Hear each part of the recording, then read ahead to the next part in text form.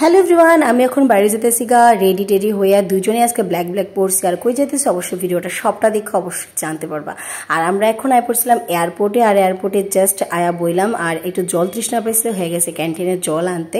আর বাইরে আসলো প্রচন্ড গরম, গরমে আমার অবস্থা একদম পুরা টাইট আসলো, ঘাইমা পুরা চুবা হইতেছি, ভাবতেছিলাম যে এত গরম কিলিগা।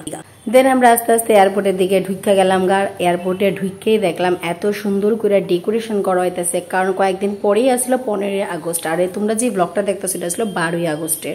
আর আমরা ফ্লাইট আসলো সন্ধ্যাবেলা, খুব খুশি খুশি সুন্দরভাবে রওনা হয়েছিলাম। বাট ফ্লাইটে ওইটা কি কি হয়েছে এটাও দেখতে পারবা তোমরা। আপাতত আমি একটা কফি খাইছিলাম, এটাও আসলো বড়লুকিয়া কফি, যেহেতু আমি ফার্স্ট টাইম এটা খাইছিলাম। এয়ারপোর্টে আমি কিছু খাই না। আর এয়ারপোর্টে টিকা যখন আমি ফ্লাইটে উঠলাম তখনই আমার মাথাটা পুরো নষ্ট হয়ে গেছে, সিট ফোর্সে একদম লাস্টে। আর প্রচন্ড পরিমাণে টার্বুলেন্স হইতে আসছিল। আমি তো ভাবতেছিলাম এয়ার ইন্ডিয়ার ফ্লাইট আবার না কোনো বিল্ডিং এর ভিতরে নিয়ে ঢুকাই দিই, শুধু সোনা মানে ডাকতেছিলাম, বড় মানে ডাকতেছিলাম, শুধু মানে ঠাকুরের নাম জপ করতে করতে এতটুকু পর্যন্ত পুরোটা ফ্লাইট একটা পুরো যদি এসি পাইতাম। আর ওখানে ধোয়া ধোয়া দিয়ে পুরো দার্জিলিং বানাই লেছেন। এত বাজে সার্ভিস এয়ার ইন্ডিয়া এক্সপ্রেস। যারা দেখতেছে কেউ বুক করো না, থার্ড ক্লাস ভাগ্যিস কোনো বিল্ডিং এর নিয়ে ঢুকাই দিচ্ছেন আজকে, অ্যাটলিস্ট নামাইছে না কলকাতা। আর যে হারে শুরু করছে আগরতলার থেকে খোয়াই যেত মনে রাস্তা পালা আছে।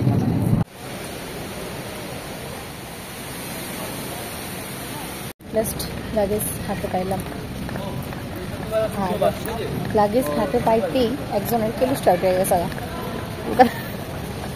কলকাতা ল্যান্ড করছে কিন্তু একজনের কেলু স্টার্ট হয়ে গেছে। হ্যাঁ, আমিও কেলু তো ব্লগ বানাবো, হ্যাঁ, মানুষের সামনে।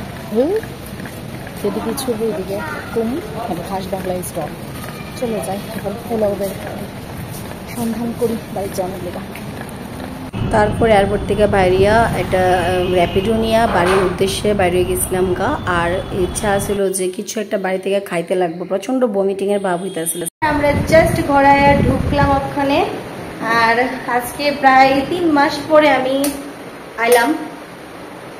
যেমনে রেখে গেছিলাম ঘর ঠিক সেমনি আছে, পরিষ্কার পরিচ্ছন্ন, জাস্ট একটু শুনলে আর একটু মোছামুছি করলেই হয়ে যাবো গা।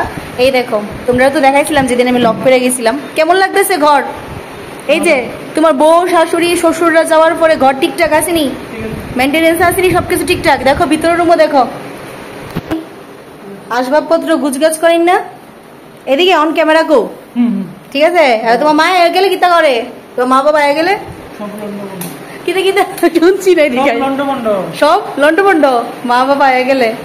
ঠিক আছে, এটা নিচে যাইতেছি খাওয়া দাওয়া করতে। ভাই খিদা লাগছে, ফ্লাইটে এত টার্বুলেন্স করছে, এত চাকরি চাকরি করছে, আমার লিটারেলি বমির ভাবে আমার অবস্থা খারাপ। ওখানে আমি যাই কিছু খাওয়া দাওয়া করি আগে, এখানে আমার বই ভাব কমতো না।